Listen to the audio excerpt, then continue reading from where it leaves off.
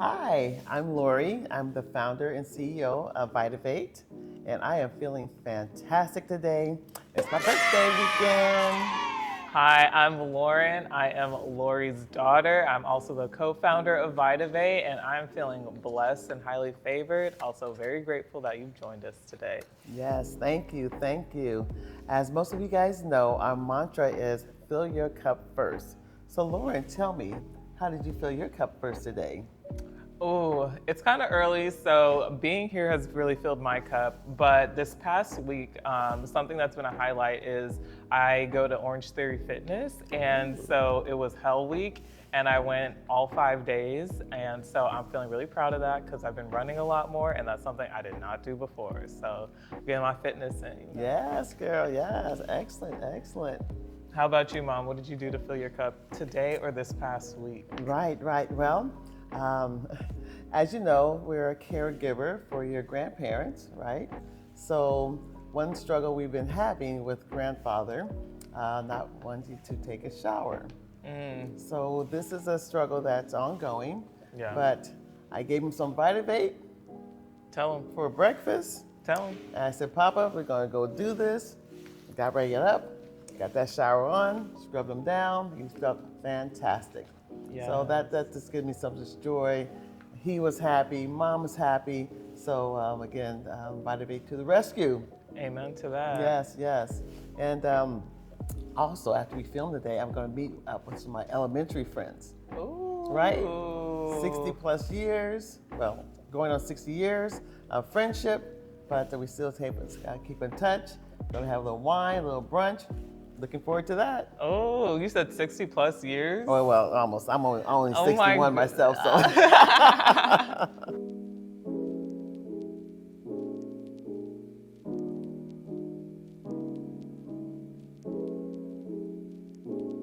So, it's the holiday season, which is our favorite time of year. Not only is Thanksgiving around the corner, but it's also almost your birthday. My birthday. It's our birthday. So, tell us more about how we usually go about the holiday season. What does this time of year look like for our family? Yes, we're all about family, right? Yes. Love our family, love to be around each other as much as possible. It's so important to us. That's really who we are. We just love to love upon each other. So on Thanksgiving, such a great time to bring together those who are maybe don't have family around, right? So as you know, in the past, we had up to 80 people over our Brita's house, right, over in Orange County. Great time. But it gets a little exhausting sometimes, right? We would put a big spread together, but it's been a blessing. It's been a blessing to have that many people just to share the love and to give us a reason to be thankful. Absolutely. That's a really good point because I think while it is such a great time of year and being surrounded by so much family and so many friends, it can get exhausting when you are hosting so many people. And I don't know if any of our listeners can relate to this, but you can get so maybe caught up more so just making sure everyone's having a good time and hosting a great party that maybe you don't get to enjoy it so much yourself. I don't know if you've ever experienced that, but what kind of holiday host are you? And do you allow room for help? I make my standard pound cakes, right? Or my other daughters sell me, Yes. right? So that's been a family tradition for like 30, 40 years. Excellent pound cake, cream cheese pound cake. Try it. I'll send you the recipe. Well, I'm not gonna share the recipe. That's not true. So my duty is the pound cake and the salmon. So those are my two dishes that I bring every year. As you know, since I'm the food person, I'm helping to kind of organize and get anything set up. The food's already prepared. It's a big potluck. So getting everything together, organized is the main thing of that day. But once people come through, they're enjoying each other, they're eating. It's a little bit much. So we learn to call and help, right? So everyone kind of pitches in a little bit more, which makes it enjoyable for everyone. Absolutely. That's a really good point. I think when you do allow people to help you, it makes it a more enjoyable experience, right? Because sometimes people are so used to seeing you carry the load, they're like, oh, I don't know how to help. But when you allow people to help you, it kind of lets them recognize that while you are amazing and you can do all these superhuman things, that I am human and that we do need help. So I've learned to spread the help out a little bit more, or maybe do less, so I won't need so much help, or do more myself.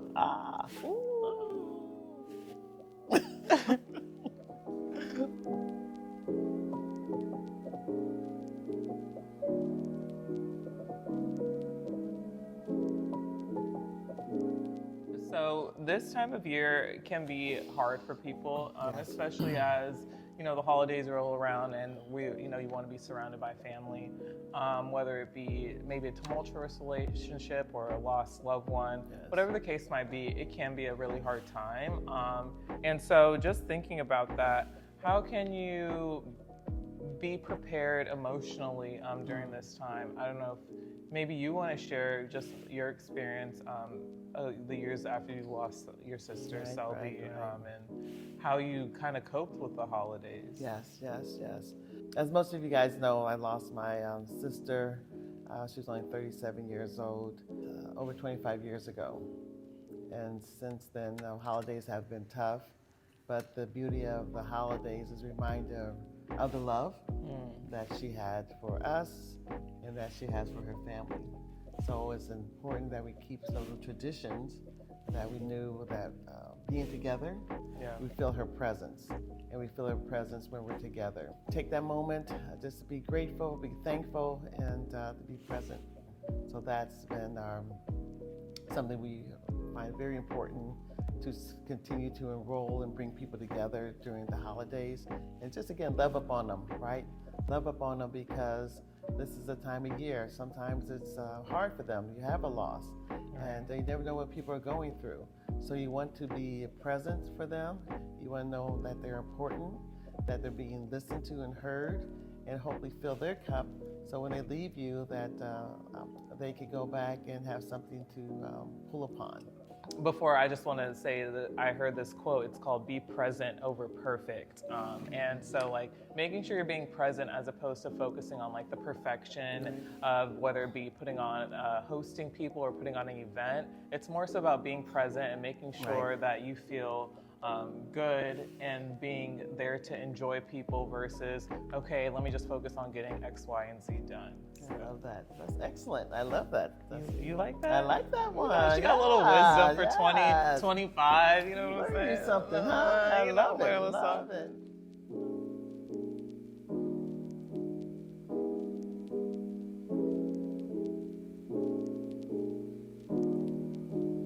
I think it might be also important to establish boundaries and really understand what we can put forth during that time in terms of energy, whether it be physically, emotionally.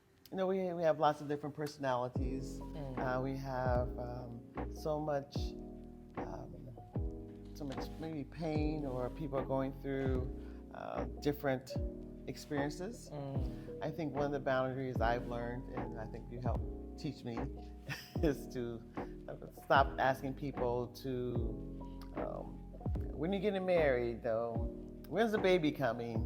All these questions that you never know what they're going through, right? So you have to just wait for them to tell you. Just focus on, how are you doing today, right? Are you happy? Anything I could do to make you feel better? Just be present for them. And because that's been my thing over the years. So, okay, give me an update. Where's the children? What are you doing? And you know what? I had to learn my own boundaries, and that was one thing that, thank you for bringing that to my attention, to stop invading people's spaces that way. So that's really well said. And then maybe as someone who, has a hard time, whether it be with like a parent or a relationship, I think it's, making space to allow relationships to get better. You know what I mean? Not forcing it, but I think that as we kind of let go of maybe some anger that we have, whether it be towards a family member that we might see. I think it's just expecting the best from people, and really maybe changing our mindset on not so much of who they aren't and focusing on who they are and like Right. the positive qualities that they carry. And if there it really is a hard relationship, because we know that people are facing that, I think writing a letter to them, that's something I heard from a friend one time, was to write a letter to someone who you may be having difficulty engaging with, or they hurt you in some way. Whether you give it to them or not, that's up to you, but really just releasing that anger onto paper so that way you can go into the holidays feeling a little bit lighter, and with less maybe resentment in your heart. So different things we can employ during the holiday season: boundaries, writing letters, and just expecting the best from people. And reduce your own expectations, right, of people. Yes, meet people where they are, just love them where they are. They're just trying to figure things out too, right? Aren't we all? Giving them a little grace, because I need some grace too, so. Grace, that's Grace. we Grace. love that word. Give them some grace. Amen.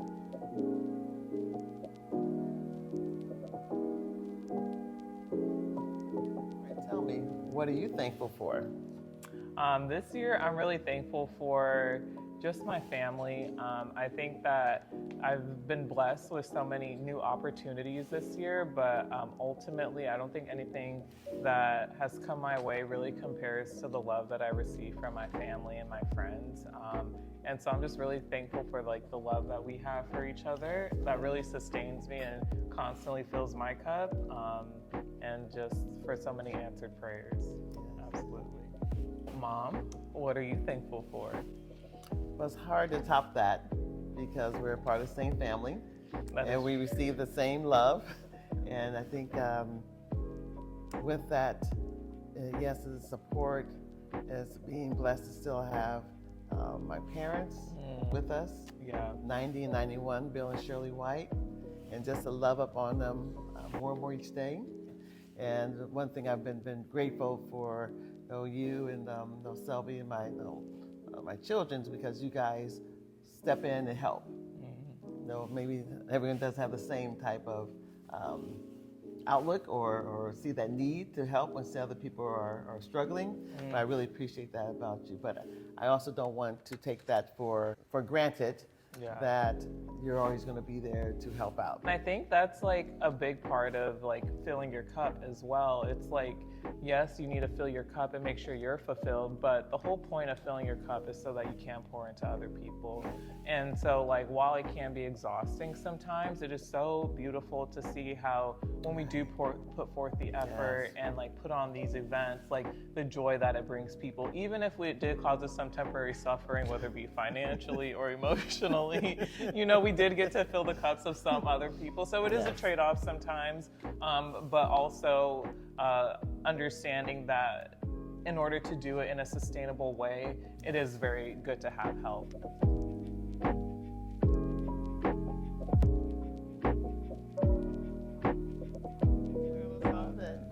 Well, to kind of wrap up the whole Thanksgiving, share the love, share the cleanup, make it easy for everyone to make it joyful. Absolutely. And don't be afraid to communicate your needs. You know what I mean? People right. can't always read your mind, so they don't know if you need help. So once again, putting forth the ask and assigning people to things, it'll limit any frustration, instead of expecting people to just come in and help. Even if you feel like it's obvious, it may not be for other people. So I think that's beautiful.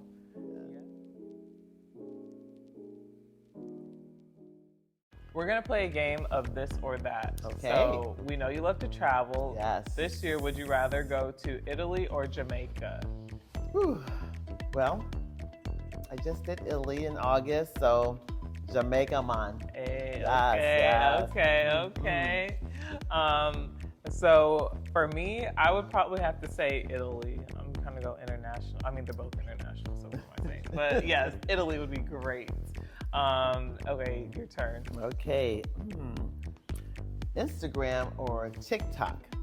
I'm traditionally an Instagram girl, but I have been dabbling in TikTok, so I would still say Instagram. Okay. How about you? just enjoy that TikTok. You know, there's those videos, they're funny, you learn something. I like TikTok. Okay.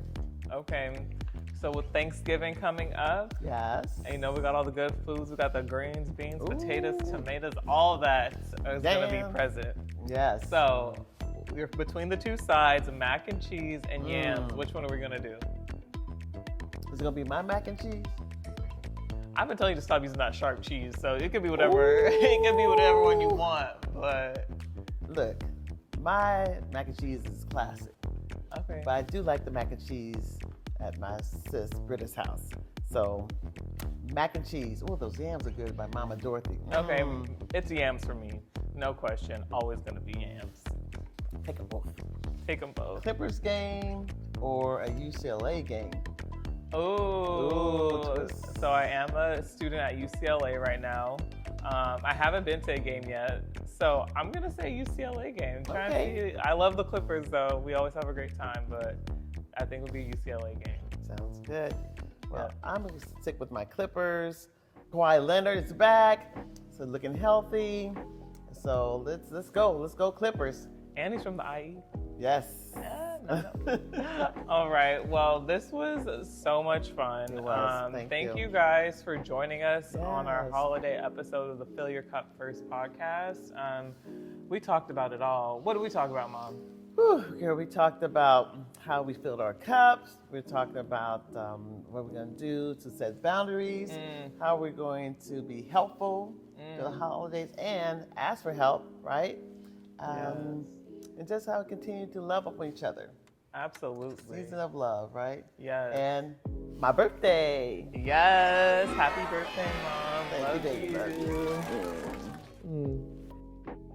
For more Fill Your Cup First content, make sure you follow and subscribe. Thanks for watching. Keep pouring.